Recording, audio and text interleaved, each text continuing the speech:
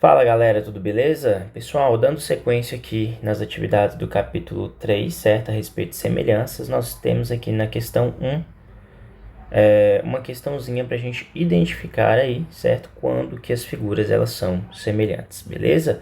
Então nós vimos o seguinte, para duas figuras serem semelhantes, os ângulos correspondentes eles têm que ser congruentes e os lados têm que ser proporcionais, beleza? Então aqui nós temos que verificar se essas figuras elas realmente são semelhantes e caso forem, nós temos que dizer aí qual que é a nossa razão de semelhança, beleza? Então aqui nós queremos verificar a semelhança entre as figuras 1 e 2. Para isso, eu vou verificar os ângulos internos correspondentes, eles são congruentes? E a resposta aqui é sim, olha. O ângulo A, ele é congruente com o ângulo D. O ângulo B, certo? Ele é congruente ao ângulo E, certo? E o ângulo C, ele é congruente ao ângulo F, beleza? Percebam que aqui eu tenho um tracinho no ângulo, um tracinho, dois tracinhos e três tracinhos, beleza? Isso significa que os ângulos são iguais, são congruentes. Agora eu tenho que verificar se os lados são proporcionais, certo? Para isso eu tenho que fazer a divisão entre eles. Então eu vou pegar os lados correspondentes, viu, pessoal? Não se esqueçam disso. Então os lados correspondentes que nós temos aí são os seguintes. O lado AB, ele vai ser correspondente ao lado DE. Então eu vou pegar 4 e vou dividir por 2, daqui dá 2. Vamos para o próximo. O lado BC, ele é correspondente ao lado EF. Então, eu vou pegar 8 e dividir por 4, isso daqui vai dar 2.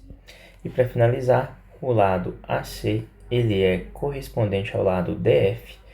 Então, nós temos aí 6 dividido por 3, que vai dar 2. Deu o mesmo resultado quando eu dividi um lado pelo outro, em todos deu o mesmo resultado. Significa que esses polígonos, eles são semelhantes, ok? Então, nós podemos escrever que o triângulo ABC, ele é semelhante ao triângulo DEF, ok? E qual que é a razão de semelhança? A razão de semelhança é justamente o resultado da divisão entre os lados, que é 2. Então, a razão de semelhança é 2. Razão de semelhança é 2, certo? Significa que o triângulo 1 é 2 vezes o triângulo 2, ok? Bacana, pessoal. Então, vamos aí para a nossa letra B.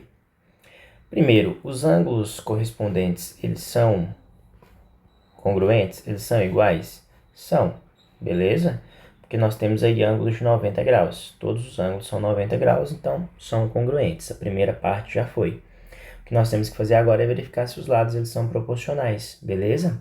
Então, nós vamos pegar aqui, ó, o lado DG, ele é correspondente ao lado D'G'. Quanto que mede o lado D'G'? Em um retângulo, os lados opostos eles são iguais, então aqui também vai ser 25 centímetros. Então, eu vou pegar o que aí? Eu vou pegar centímetros. 15, né? 15 está para 25. Dá para simplificar isso aqui por 5. 15 por 5 vai dar 3 e 25 por 5 dá 5. Se esses polígonos forem realmente semelhantes, quando eu pegar o outro lado, DE, e dividir por D'E', significa que tem que dar o mesmo resultado. Vamos verificar isso daqui. 50 dividido por 60. Cancelo os zeros, pessoal, sobrou o quê? 5 sobre 6. Percebam que essas duas coisas aqui, olha, elas são diferentes. Ou seja, esses retângulos, eles não são semelhantes, ok? Então, vamos aí para a nossa questão 2. Os trapézios MNP, DEFG são semelhantes. Determine as medidas dos ângulos D, G, M e P. Então, vamos lá, pessoal. Nós temos aqui uma relação de correspondências, certo? Se eu falo que o trapézio MNPQ, ele é semelhante a DEFG, significa que o ponto M ele é correspondente ao ponto D, certo? Ou seja, o ângulo que está no ponto M ele deve ser congruente ao ângulo D. Em seguida, nós temos o N, que é correspondente ao E. Então, o ângulo N vai ser correspondente ao ângulo E. O P vai ser correspondente ao F, certo? Ângulo P correspondente ao ângulo F. E o Q, certo? Correspondente ao ângulo G, ok? Correspondente ao ângulo G. Bom, então agora basta a gente verificar, certo? Nós queremos o ângulo D, certo? Eu sei que o ângulo D é correspondente ao ângulo M. O ângulo D é correspondente ao ângulo M. Não tem medidas em nenhum dos dois. Vamos para o próximo. Temos aí também, queremos o ângulo G. Quem vai ser esse ângulo G? Eu sei que o ângulo G é correspondente ao ângulo Q, certo? Então, o ângulo G é correspondente ao ângulo Q. Se o ângulo Q mede 105, então o ângulo G também vai medir 105 graus, já que essas duas figuras elas são semelhantes. Queremos o ângulo M, mas nós já vimos que o ângulo M é correspondente ao ângulo D, certo? Nós não temos nenhuma dessas medidas. Depois nós queremos descobrir a medida do ângulo P. E eu sei que o ângulo P, olha aqui, ó, ele é correspondente ao ângulo F. Então, o ângulo P é correspondente ao ângulo F, ok? Então, ele vai medir aí 75 graus. Beleza? Agora, pessoal, falta a gente descobrir o ângulo M e D. Ficou fácil porque nós sabemos que a soma dos ângulos internos de um quadrilátero, certo? É o quê? 360 graus. Então, eu vou somar, certo? Os valores que eu tenho aqui. E aí, eu vou verificar o que falta para 360 graus. Eu sei que o ângulo G aqui, olha, mede quanto? Mede 105 graus. Ok? Então, vamos lá, somar e ver quanto é que falta. Nós temos aí 75, certo? Mais 60, que é esse ângulo aqui, mais 105, beleza? Soma tudo. Vai dar 10, vai 1. 8 com mais 6, 14, vai 1, 2. 240 graus. 240 graus para chegar em 360, falta quanto?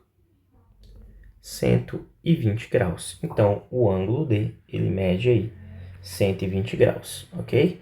Se o ângulo D mede 120 graus, como o ângulo D é correspondente ao ângulo M, nós temos aí que o ângulo D mede 120 graus e o ângulo M mede aí 120 graus também, ok? Então, nós conseguimos aqui determinar as medidas dos ângulos. Agora, está querendo que a gente determine aqui a medida do lado DG. Onde que está DG? DG está aqui, certo? Para isso, pessoal, nós vamos montar aqui uma proporção, certo? Já que os lados têm que ser proporcionais, beleza? Os lados correspondentes. Analisando aqui essa correspondência, o lado DG, pessoal, certo? Olha, o D está aqui e o G está aqui. Então, ele tem que ser correspondente ao ângulo, ao lado Q. Correspondente não, né? Ele tem que ser proporcional ao lado MQ. Então, nós vamos montar uma proporção, certo? Proporcionalmente, nós podemos dizer o seguinte, olha. Eu tenho as medidas aqui, olha, do lado PQ. PQ, eu sei que ele vai ser correspondente aí ao lado GF. Então, eu posso escrever 10 está para 21, certo? Assim como, ok? O lado MQ,